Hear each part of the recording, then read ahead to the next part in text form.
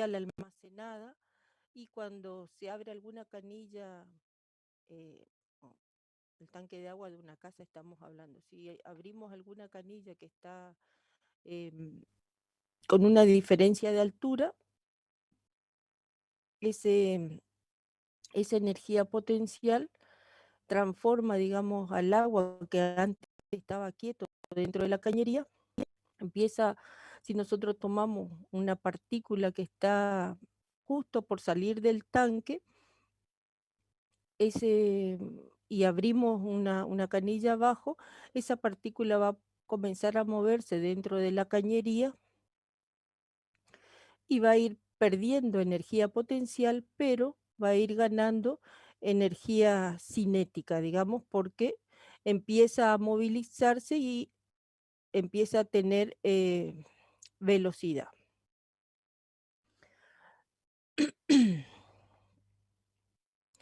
Y las fuerzas conservativas que tienen la posibilidad de convertir esa energía potencial en energía cinética o energía cinética en energía potencial, son,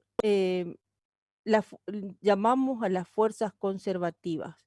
O sea, transforman esa energía, la cinética en potencial o la potencial en cinética, sin que haya ninguna pérdida o transformación, no pérdida de energía, sino ninguna transformación en otro tipo que no sea la energía cinética o la energía potencial.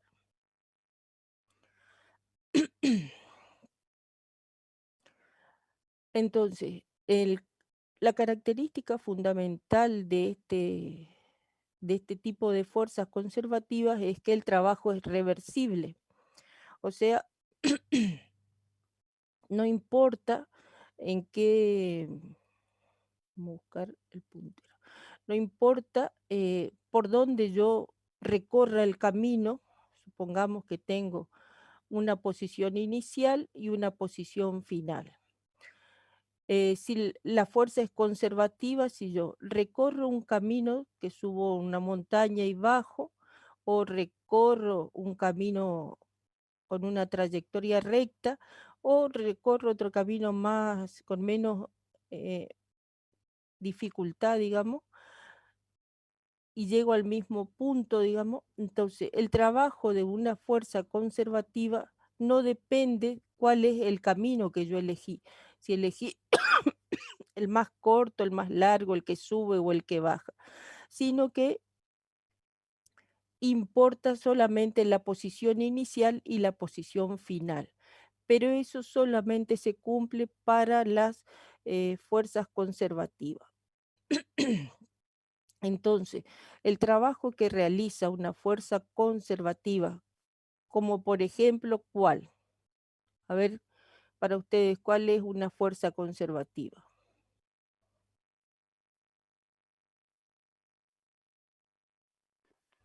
¿Están escribiendo alguno o no? Porque yo no veo, o si no, abran su micrófono y me dicen. Somos pocos, creo que tranquilamente pueden abrir el micrófono y no va a haber mucho inconveniente. González dice que la fuerza peso y la normal. La fuerza peso y la normal, o la fuerza gravitatoria también, la que ejerce la gravedad, digamos, también es una fuerza conservativa, sí señor. Ahí también comentan que hay poco porque están estudiando para el parcial de análisis que es mañana. Ay, Dios mío. Bueno,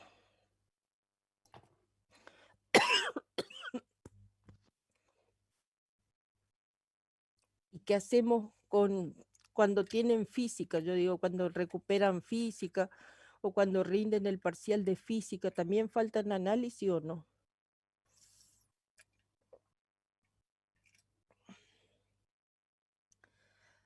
Faltamos también, dice. Bueno, sí. Vamos a tener que hablar, a ver, ¿cómo se llama esta chica? Mariela, la profesora de matemáticas, de análisis. No me acuerdo el apellido, pero... Amarilla. Entonces, amarilla. Entonces el trabajo realizado por una fuerza conservativa no depende del camino que uno utiliza, sino depende de la posición inicial y final. ¿Cuáles son las propiedades de las fuerzas conservativas? Dice que se puede expresar como la diferencia entre los valores iniciales y finales y es una función de la energía potencial. También la fuerza conservativa dice que es reversible. Dijimos que era independiente de la trayectoria que recorre el cuerpo y depende solamente de la posición inicial y final. Y si los puntos iniciales y finales coinciden, el trabajo total que realiza esa fuerza, porque el que realiza el trabajo es la fuerza, es igual a 0.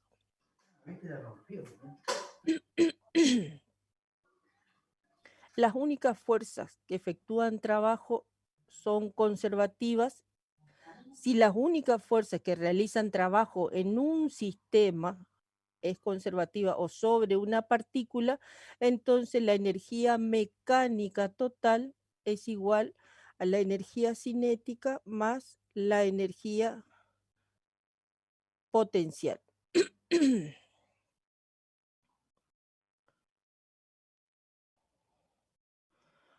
¿Cuáles son las fuerzas no conservativas? Por ejemplo, ¿cuál sería? Ya está acá. ¿Cuál sería una fuerza no conservativa? La fuerza de fricción. ¿Hay algún? La fuerza de fricción sería una fuerza no conservativa. Por ejemplo, si tengo un plano inclinado y una caja sobre ese plano inclinado, uno la empuja hacia arriba, puede subir, creo que había un ejercicio en el parcial, puede subir y baja y partió desde el estado inicial, llegó a un punto final y volvió al estado inicial.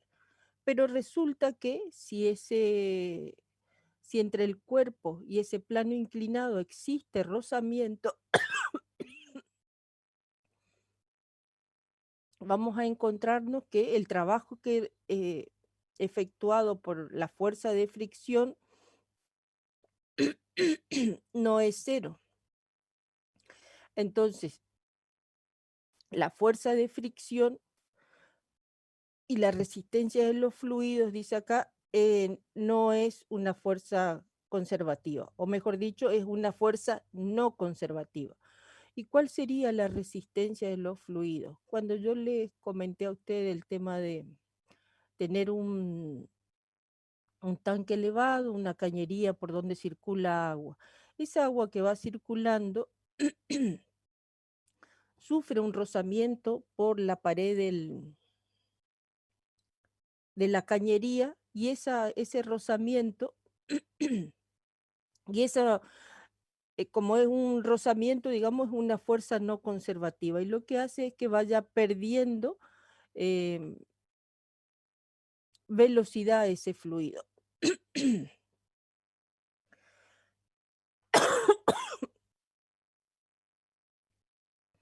También, ay Dios, mi garganta está en la miseria. El trabajo va a ser energía potencial y cinética. El trabajo que realizan las fuerzas no conservativas, la suma de todo va a ser la energía mecánica. Sí, Lo pero, escribió González. escribió González, sí, va a ser igual a la energía mecánica, claro, pero cuando cuando aparece una fuerza no conservativa que se realiza no es igual a 0.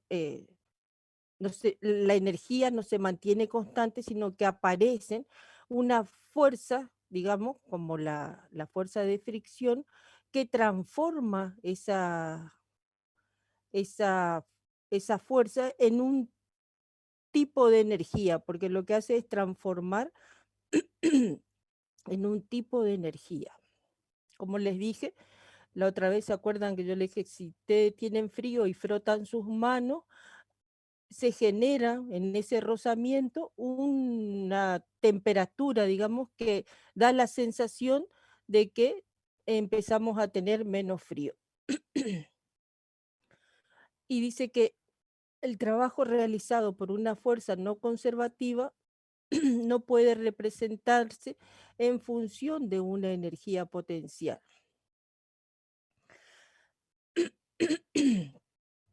Ahí La, Ramírez dice que es negativa la variación de la cinética entregando por la energía al entorno. O sea, hay una variación negativa de la energía cinética. exactamente, pierde energía el sistema y gana el entorno. Eso después vamos a ver, vamos a definir qué es un sistema aislado y un sistema no aislado.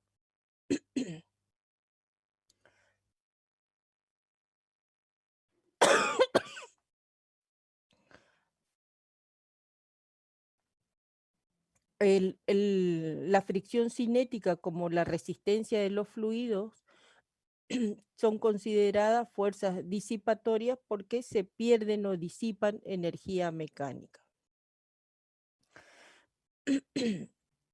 Y existen otro tipo de fuerzas no conservativas que aumentan la energía mecánica. ¿Se acuerdan que habíamos hablado que era cuando estallaba un petardo y se separaban cada pedazo, digamos, que vuela en un petardo, no, sino en una bomba, vamos a verlo mejor, adquiere una cierta energía cinética y son dispersadas, pero después nosotros, aunque quisiéramos, nunca se van a poder volver a unir solos esos pedazos para formar, digamos, otra vez la bomba como estaba. Entonces, esa disipación o esa energía que se pierde en una reacción química sería en este caso cuando estalla una bomba, no es reversible.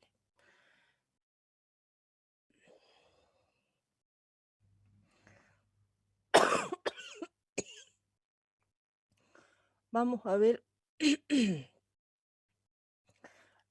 la ley de conservación de la energía que habíamos visto algo igual.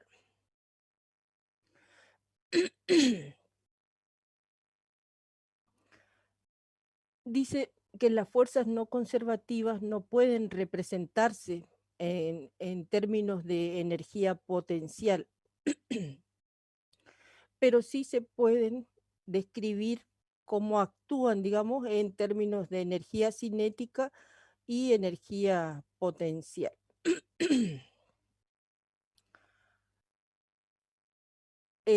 ¿Se acuerdan el ejemplo que les había dicho, que ustedes tenían un automóvil que iba a una cierta velocidad?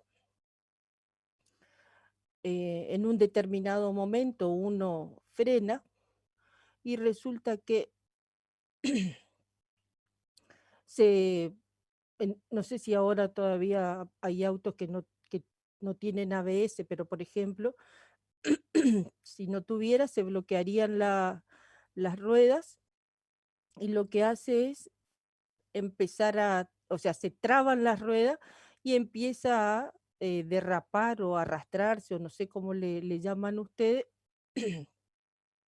y es hasta que en un determinado momento se detiene. ¿Qué es lo que pasa en en ese instante en que se aplican los frenos? Se empiezan a calentar los neumáticos, hay disipación de energía y todo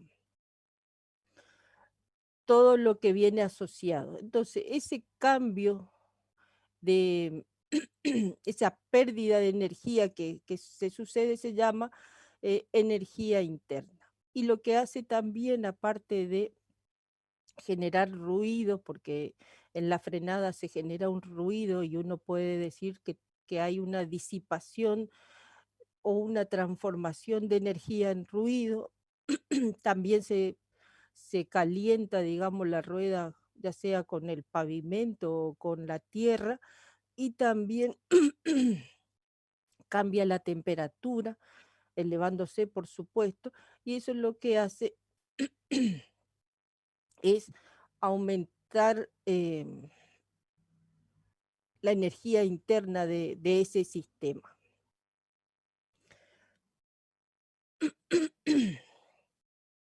Entonces, la energía que se debe al cambio en el estado de los materiales es lo que se denomina energía interna.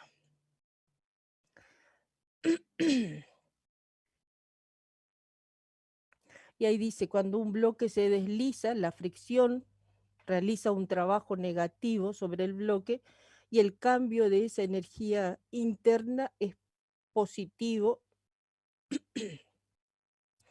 ¿Por qué? Porque ambas superficies se calientan. Y dice que experimentalmente está demostrado que la energía interna es igual al valor absoluto de ese trabajo realizado por la fuerza de fricción. Entonces podemos decir que la variación de energía interna, ¿a qué va a ser igual? A menos el trabajo realizado por la fricción en este caso, o por las otras fuerzas que aparecen, donde delta de U o variación de energía interna es igual a menos el trabajo que realizan, digamos, las otras fuerzas. Si nosotros sustituimos esa ecuación en la de conservación de energía, donde tenemos energía potencial y cinética, nosotros vamos a ver que la energía cinética inicial más la energía potencial inicial menos la variación de energía interna que sufre el sistema va a ser igual a la variación de la la energía cinética final más la energía potencial final.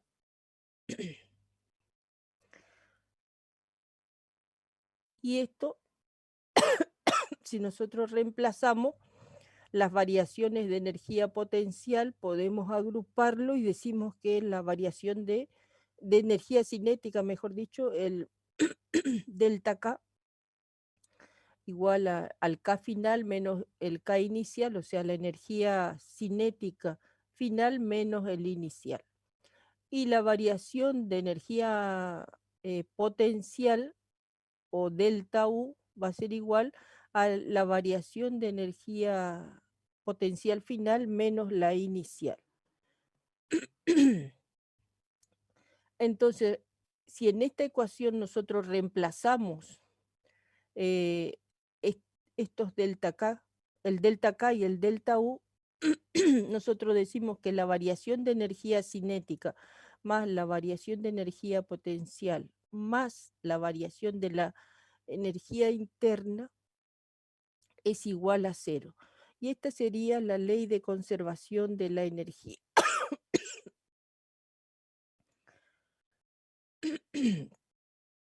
Acá vemos que tanto el valor de la energía potencial como el de la energía cinética, como el valor de la energía interna, pueden cambiar en un cualquier, digamos, en un proceso, pero siempre la suma de todos esos cambios va a ser igual a cero. O sea, supongamos que si le damos números, por decirlo así, esto tiene 5, esto tiene -3, -2, el resultado es igual a cero. Pero si este tiene 4, este tendrá -1 y este podrá tener -3. Siempre va a haber variación en la ecuación, pero el resultado final siempre va a ser igual a cero. Y ahí se acuerdan ustedes que habíamos definido que en un proceso dado la energía cinética bueno, ahí decías, puede cambiar o no, pero la energía nunca se crea ni se destruye, solo se transforma o cambia su forma. Y no hay manera, digamos, no podemos encontrar alguna excepción, digamos, algún ejemplo de excepción en este caso, porque siempre que haya una variación de energía de un estado inicial a un estado final, siempre se va a mantener constante. Esa variación siempre va a ser igual a cero.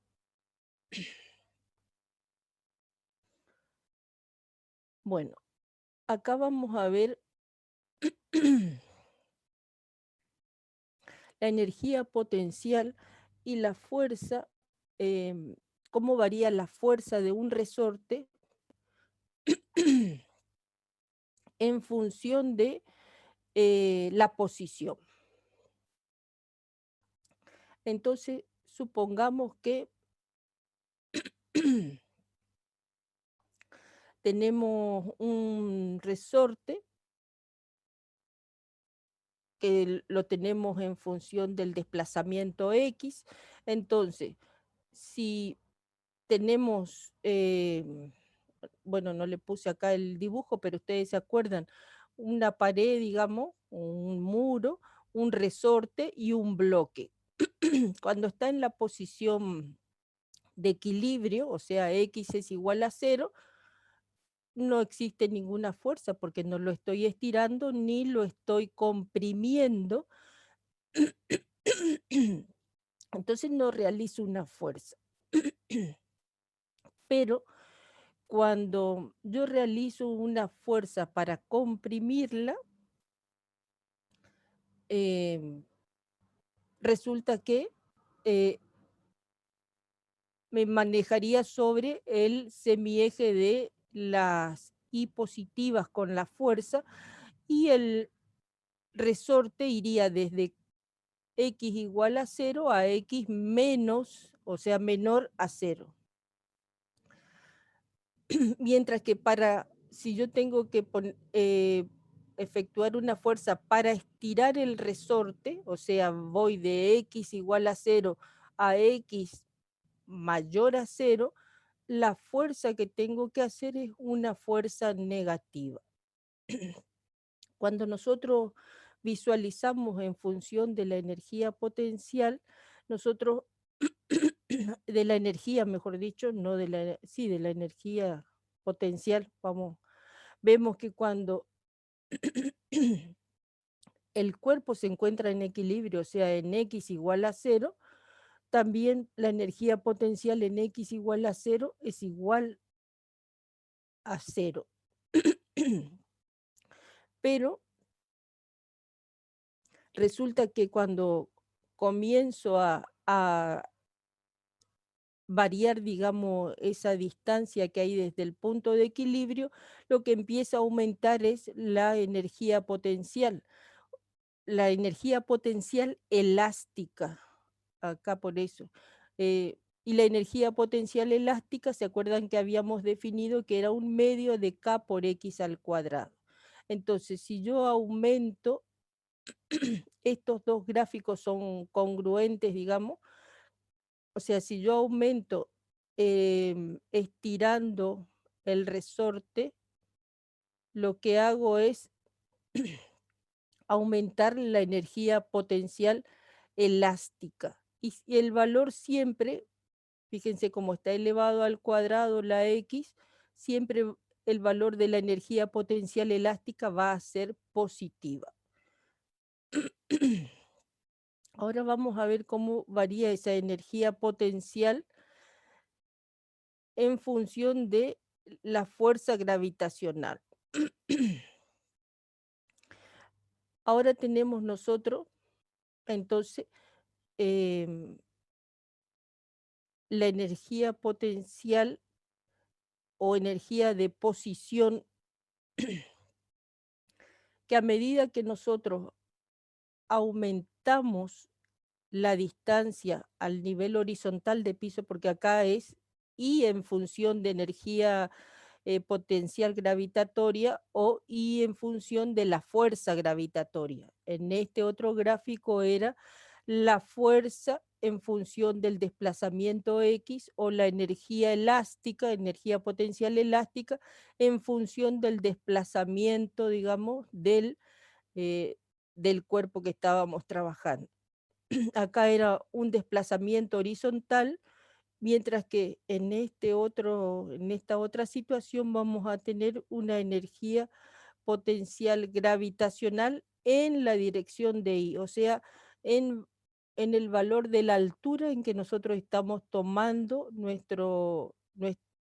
el cuerpo que estamos o el objeto con el que estamos trabajando. Entonces, el valor de cuando yo tengo un I igual a 0, la fuerza que tengo, la fuerza gravitatoria que realiza el cuerpo, siempre a qué era igual, a M por G o M por G por H, digamos, por I que teníamos nosotros. La energía potencial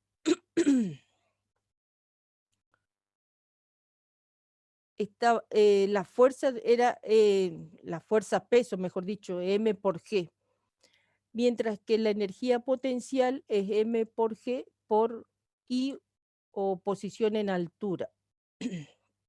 Fíjense que para determinar la fuerza, lo único que uno hace es derivar la energía en función de la distancia. Entonces, si yo derivo la ecuación de M por G por I respecto de I, lo que me queda es M por G, que es la fuerza gravitatoria en función de la posición del cuerpo. Siempre en estos casos, tanto de energía potencial elástica o fuerza del resorte o fuerza de restitución o la fuerza gravitacional, nosotros podemos trabajar en los tres planos, en el X, el Y y el Z, y tienen la misma forma, digamos, o sea, lo único que tengo que acomodar sería el versor con el que estoy trabajando y el eje que estoy utilizando, digamos. Vamos a ver diagrama de energía. Para eso vamos a ver un carril de aire. En el laboratorio, si hubiésemos estado, hubiésemos podido ver un carril de aire. ¿Y qué es un carril de aire? Porque eso también tenemos que entender, digamos. Es como una pista donde se desliza un móvil, o sea, un cuerpo, supónganse este sería el cuerpo y estas son las dos posiciones que tiene. O sea, este cuerpo está solidario a un resorte y cuando uno inyecta aire, nosotros utilizábamos una aspiradora de limpiar alfombra o de limpiar el auto, no sé qué limpian ustedes con la aspiradora, pero utilizábamos una aspiradora, entonces es el aire que ingresaba, lo que hacía era levantar el objeto y provocarle un desplazamiento. Este resorte lo que hace es movilizarlo en la posición de X positiva o la posición de la X negativa, dependiendo, digamos, de la fuerza que actúe. Vamos a graficar entonces el diagrama de energía entre la posición menos A y más A. Y vamos a ver que la energía potencial elástica máxima siempre va a tener un valor. Y esa energía mecánica va a estar formada, mejor dicho, por cuando estiro el resorte, digamos, tomo el cuerpo, le doy una fuerza y estiro el resorte cuando suelto, una parte va a ser energía eh, potencial y otra parte va a ser energía cinética. Entonces, energía potencial elástica estamos hablando porque estamos hablando de un resorte, no de una posición, sino de energía potencial elástica. O sea, una parte va a ser energía potencial elástica y otra parte va a ser energía cinética. Si nosotros vemos este gráfico, a medida que se acerca la posición de equilibrio a la posición de cero, toda la energía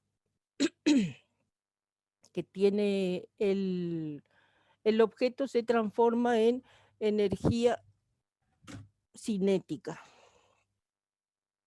o sea, obtiene la velocidad máxima en esta posición. Eh, en la posición en que está en el extremo A, supongamos, nosotros vemos que acá es toda energía potencial elástica, la energía cinética, digamos, ya no tenemos, pero cuando soltamos, viene con una cierta, viene aumentando, mejor dicho, la energía cinética hasta llegar al punto de equilibrio donde el objeto comienza a comprimir al resorte y empieza a disminuir la energía cinética. Entonces nosotros vemos que cuando pasamos el punto de equilibrio, la energía cinética comienza a disminuir y comienza a aumentar la energía potencial elástica.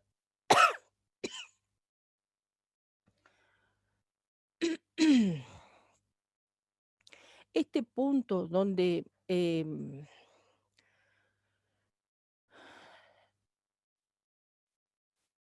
en la posición de equilibrio, mejor dicho, es un punto de equilibrio estable para cualquier objeto. Nosotros sabemos que el resorte en la posición igual a cero no está ni comprimido ni extendido. Entonces, ese punto que coincide, por supuesto, con el mínimo de la energía potencial, es un punto de equilibrio estable. O sea, es estable porque yo para sacarlo de su punto de equilibrio tengo que aplicar una fuerza.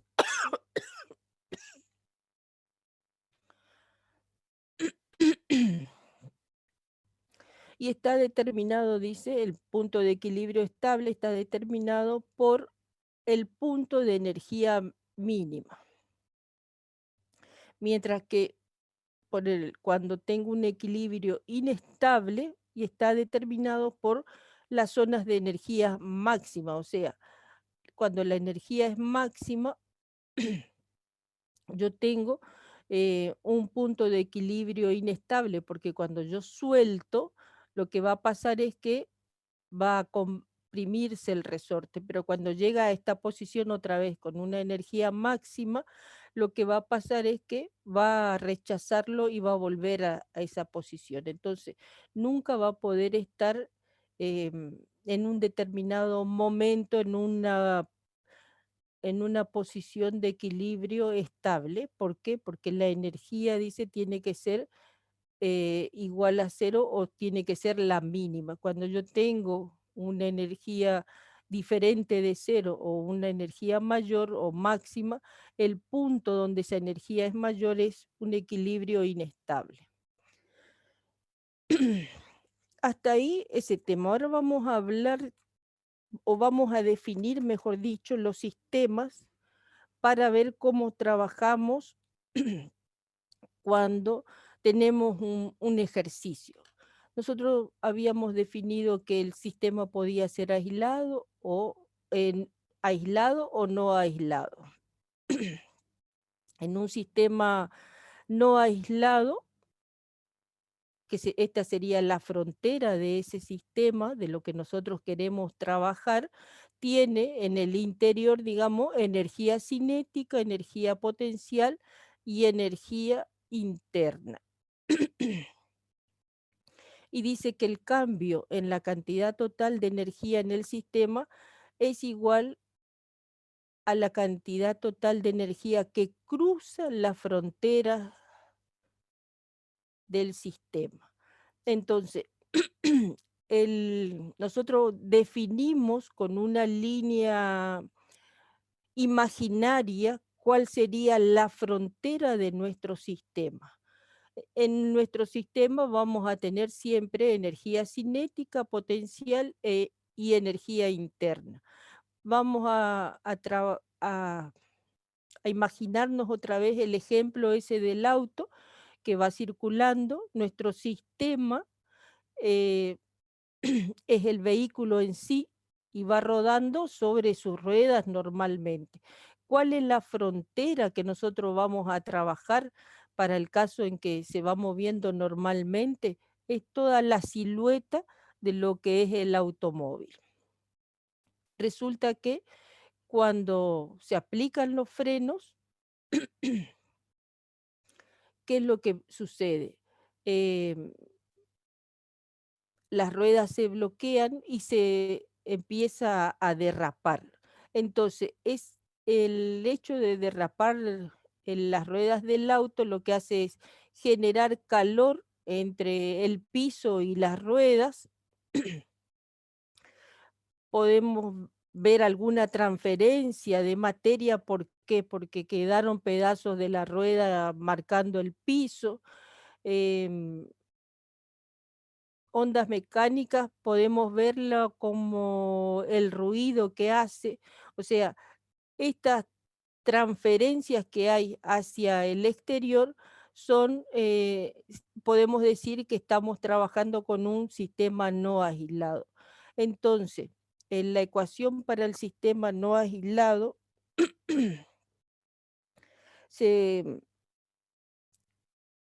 se expresa en función de por supuesto, de la conservación de la energía otra vez. Entonces, la variación de energía potencial más la variación de energía cinética más la variación de energía interna debería ser igual a cero o no tener variación. Pero, ¿qué es lo que nosotros, cómo hacemos que esa variación se mantenga igual a cero? ¿Por qué? Porque realiza un trabajo, el trabajo de frenado, digamos. Hay transferencia de calor, que era algo que dijimos cuando se frota, por ejemplo, la rueda con el piso, y más la sumatoria de todas las otras transferencias, ya sean transferencias a través de la forma de onda mecánica, transferencia en forma de partículas de la materia, transferencia en función o teniendo en cuenta transmisión eléctrica, que en nuestro caso no tenemos, en el ejemplo este que yo les dije, no es una forma que se da en esta situación. Y también podemos transferir, digamos, al medio a través de radiaciones electromagnéticas. Entonces, ¿cómo podemos hacer que exista un trabajo? ¿Cómo identificamos que hay un trabajo en el caso del automóvil? Al Vemos que existió un trabajo cuando cambió su velocidad, o sea, venía con una determinada velocidad y, eh, que era distinta de cero y al aplicar los frenos, resulta que, el hecho de frenar realiza un trabajo y está en función de la energía cinética que que traía o que tenía ese vehículo. ¿Alguna otra forma de demostrar que existe una transferencia una transmisión de energía eléctrica? Por ejemplo, está bien que hoy en día no sé cómo funcionan los LED, pero en el caso de antes o sea, la iluminación LED, antes una bombita de filamento, uno veía que ahí tenía una transformación, digamos, de esa energía eléctrica en, ya sea aumentaba la temperatura de ese filamento por una transmisión eléctrica y lo que generaba era luz. Entonces había una radiación, digamos, también podríamos llamarlo, porque se emitía una radiación, o emite, mejor dicho, una radiación esa bombita, y una manera de transformar entonces la energía también en ese sistema.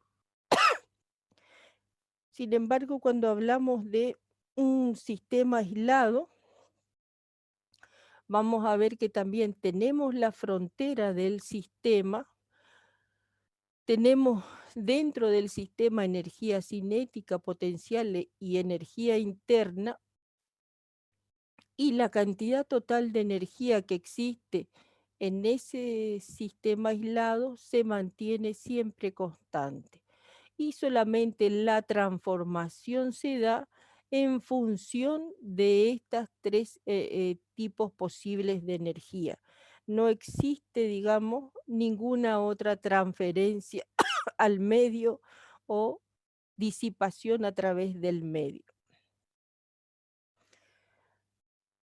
Entonces, la variación de energía de ese sistema, dijimos que era igual a la variación de la energía cinética más la variación de la energía potencial más la variación de la energía interna es igual a cero. O sea, no hay transferencia al exterior, mientras que en un sistema no aislado, esas variaciones de energía se transforman en trabajo, en calor y en otros tipos de transformaciones.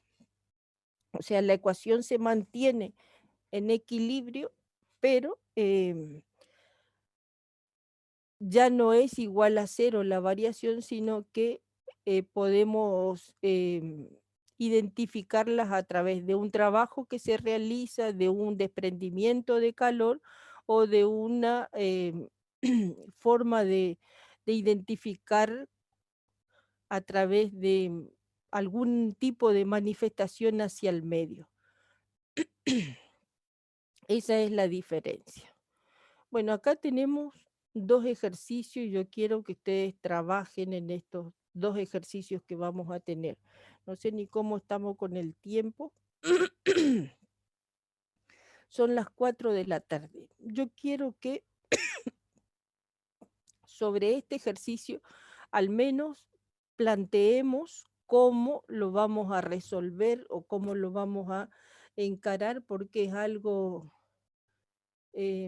importante tratar de resolver el ejercicio con los detalles que vimos recién.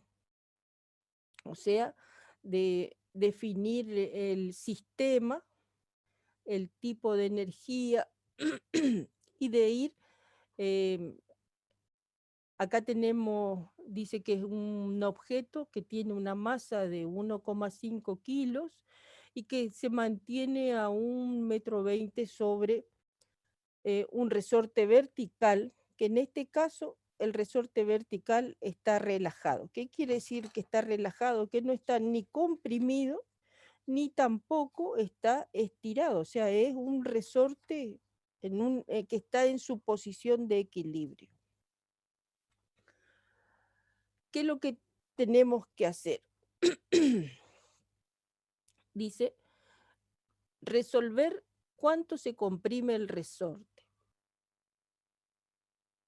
¿Qué pasaría en el caso A si para el caso A existe una resistencia del aire?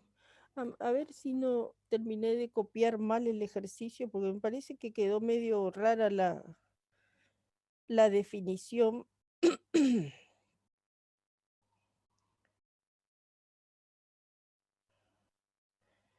La ingeniera García me mandó el ejercicio, vamos a ver qué decía.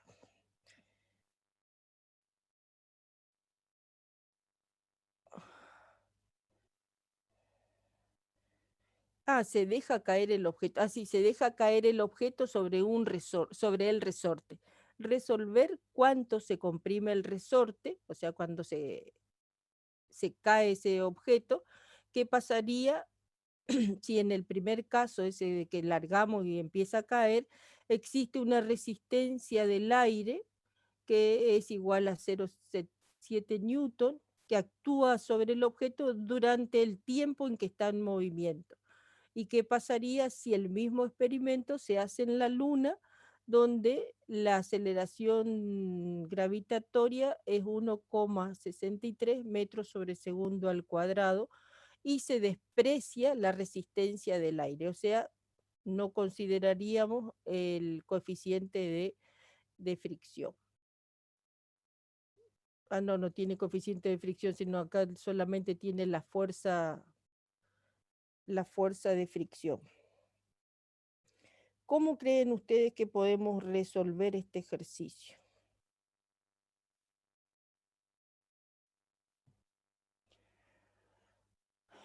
Primero, agarren su lápiz, su papel y empiecen a anotar primero los datos. Me parece que lo primero que tienen que hacer es anotar los datos aunque no sepa de qué es lo que se está tratando. Y después recién me pongo a ver de qué se trata. Sacar los datos es fácil, porque lo único que tengo que mirar es donde hay un número, digo, bueno, este es un dato, este es otro dato, este es otro dato, acá tengo otro dato, no sé si es relevante, pero vemos, y acá tengo otro dato. Entonces, tiene diferentes partes, por supuesto, el ejercicio, y lo que tengo que hacer es, primero, leer bien una, dos, tres veces, las veces que sean necesario hasta que yo entienda para ver de qué se trata este problema. Entonces, lo que tengo que hacer es primero hacer una representación mental, si le quieren llamar ustedes, en su cabeza, imaginarse, a ver, porque esa es la primera representación que van a hacer. ¿Cómo me imagino yo que es esta situación? Y después empiezo a dibujar en el papel y empiezo a definir si, cómo es el sistema. Si el sistema es, acá dice que es un objeto, si el sistema es el objeto y el resorte, si es solamente el objeto o si mi sistema es solamente el resorte. Entonces, tengo que ir definiendo em, esas situaciones para saber qué ecuaciones voy a poder aplicar, porque si no sé cómo defino mi sistema, si el sistema es aislado o no, no es aislado, o cómo, cuáles son los integrantes del sistema, no voy a saber, digamos, si es, qué ecuaciones voy a aplicar. Otra cosa que tengo que ver es las posiciones, al menos para este ejercicio, cuáles son las posiciones en las que yo voy a ir considerando analizar. ¿Por qué? Porque son datos que me van a ir apareciendo a medida que yo defino las diferentes posiciones que puede llegar a tener el objeto. ¿Se animan a resolver, a graficar, a pensar? ¿Le hicieron su esquema mental del ejercicio? Sí, profe. Bueno, nos tomamos ¿cuántos minutos? 16:10 casi, 16:20, o sea, 10 minutos nos tomamos para hacer un esquema de lo que es el ejercicio con los datos, de cómo yo voy a ir resolviendo el ejercicio. O sea, tengo que escribir, mi sistema va a estar formado por, y escribo qué es lo que está formado. Los datos son tal cosa. el gráfico, pongo el gráfico, estado inicial, estado intermedio, estado final o estado NNN. Todas esas situaciones tienen que ir escribiendo. Fíjense que los ejercicios en los libros no es que le ponen nada más las ecuaciones y no saben de dónde sale. Sale de algún lugar, pero les va diciendo de la ecuación de tal cosa o considerando tal otra. O sea, por ejemplo, les puede llegar a decir, em,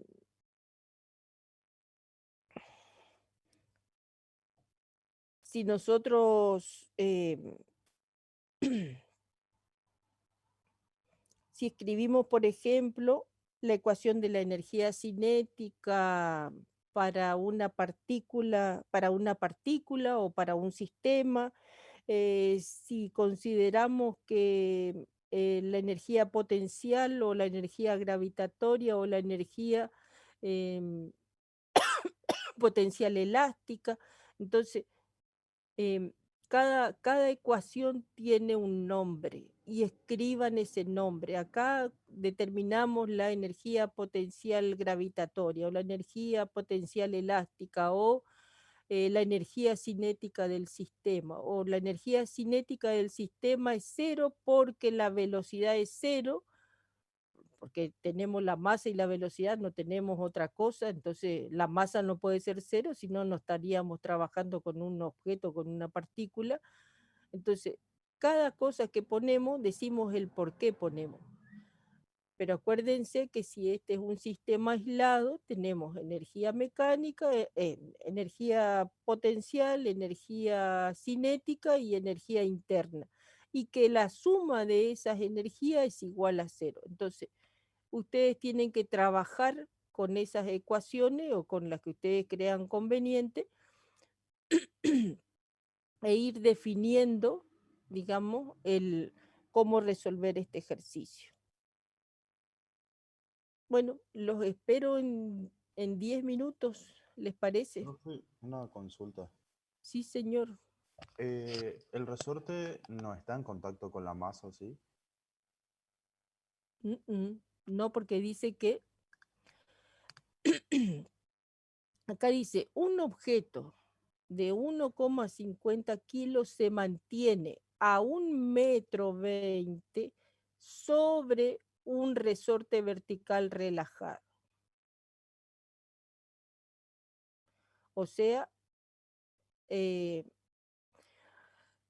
aunque acá tenés razón, ¿quién sos vos? Porque no vi quién era el que estaba Góngora. hablando. ¿Eh? Góngora. Góngora. Enzo, puede ser dos situaciones, porque no especifica bien acá, pero podemos sacar dos conclusiones. Puede ser que el resorte esté relajado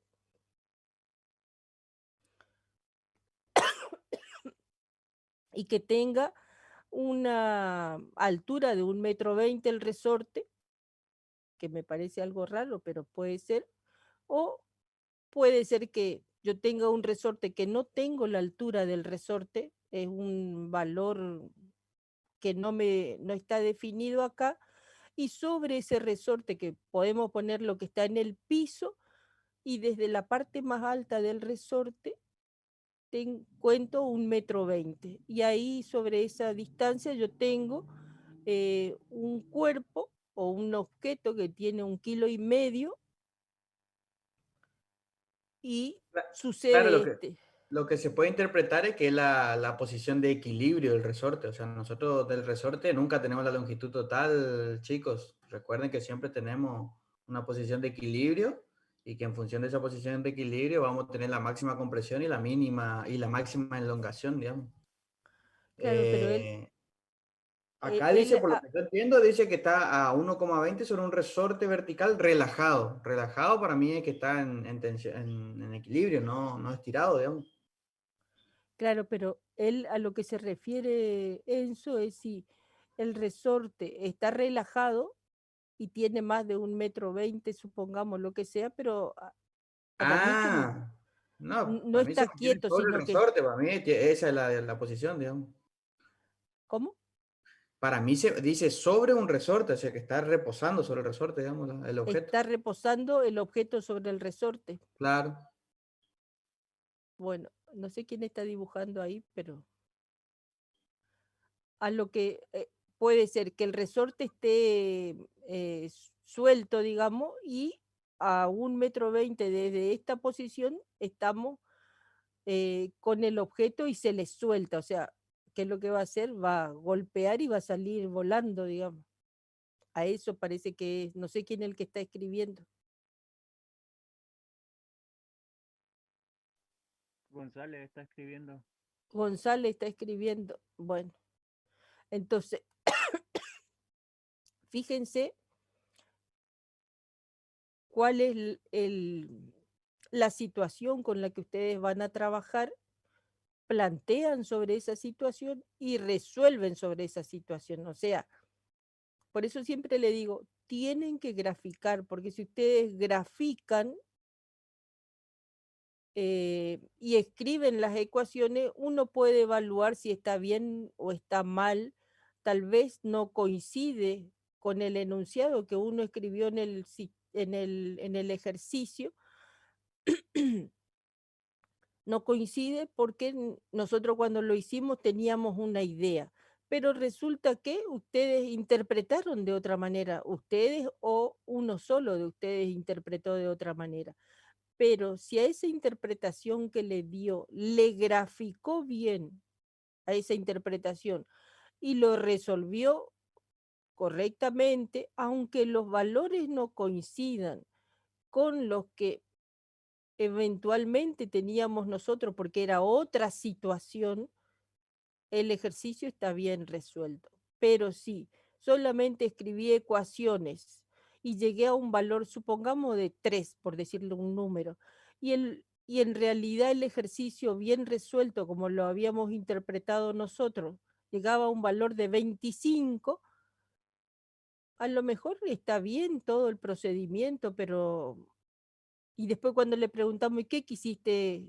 ¿Qué es lo que escribiste acá? ¿Por qué hiciste esto así?